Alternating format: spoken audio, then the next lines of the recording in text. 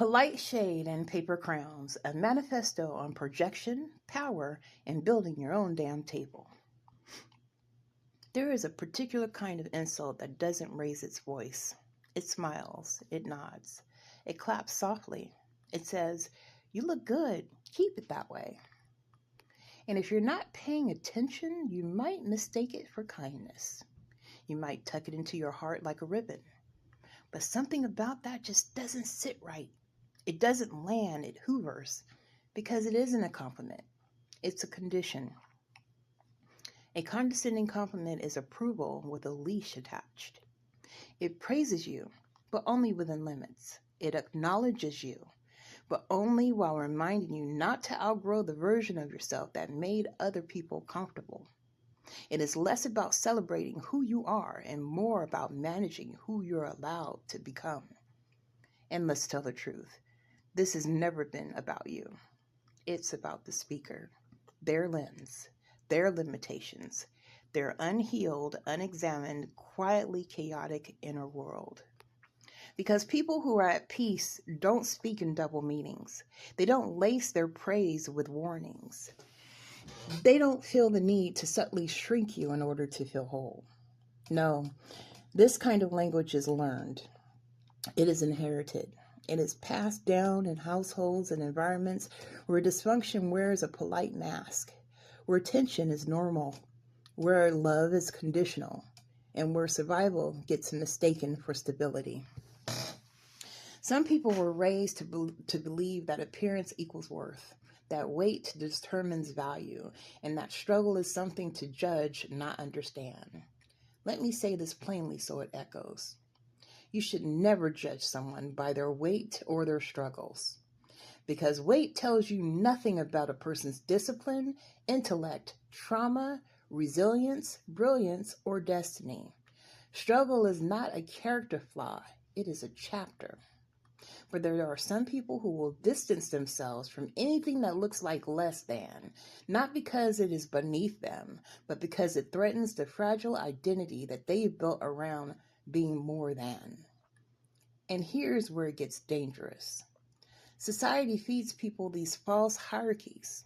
2 parents must be better than 1. Staying must be better than leaving. And looking stable must be better than being free.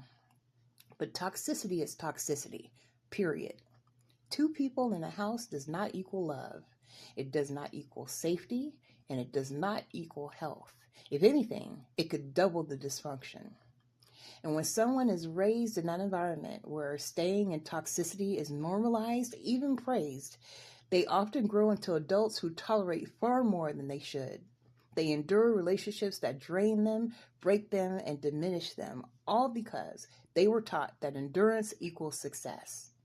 No, it doesn't. Endurance is in a toxic environment is not strength, it's conditioning. And living your life based on what other people think, that is not freedom. That is a self-imposed prison with invisible bars. Because life, real life, was never meant to be spent waking up every day next to emotional, physical, financial, or spiritual abuse. It was never meant to be lived under constant tension, constant survival mode, and constant shrinking. And let's connect the dots that people don't want to talk about. That kind of living shows up in the body.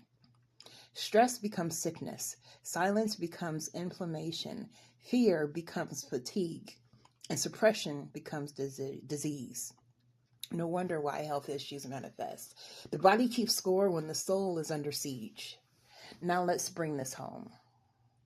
There are people who looked at me once upon a time and made quiet assumptions. Yeah. They saw weight and they thought limitation. They saw transition and thought lack. And they saw a moment and mistook it for my identity. They underestimated my intelligence. They underestimated my ambition.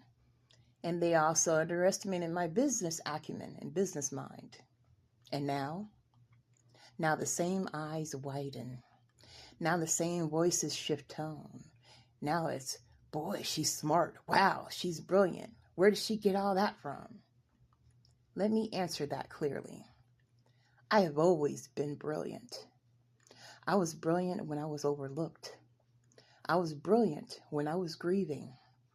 I was brilliant when I was rebuilding.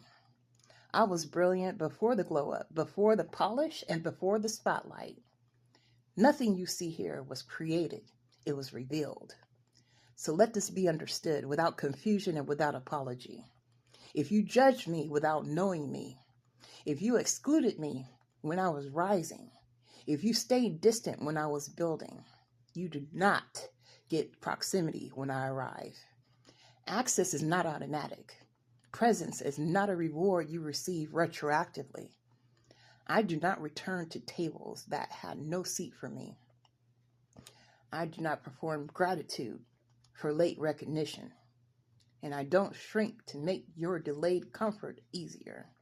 I built my own table. And at my table, there are no conditional compliments, no subtle jabs disguised as concern, no hierarchy based on appearance or perception, no tolerance for toxicity dressed up as tradition. Only truth, only growth, only expansion, only people who clap with open hands, not clenched ones. So if you ever feel that sting hidden inside of a nice comment, trust it. Trust that shit. You're not too sensitive. You are aware. And awareness is power. Because once you see it, you can refuse it. Once you refuse it, you can outgrow it. And once you outgrow it, you become unstoppable. Unstoppable. Now, let them keep up their paper crowns and fragile narratives. Let them sit in rooms where dysfunction and echoes like normalcy. You rise, you heal, you expand, and you build. And you never, ever ask permission to become who you were always meant to be. Ashe.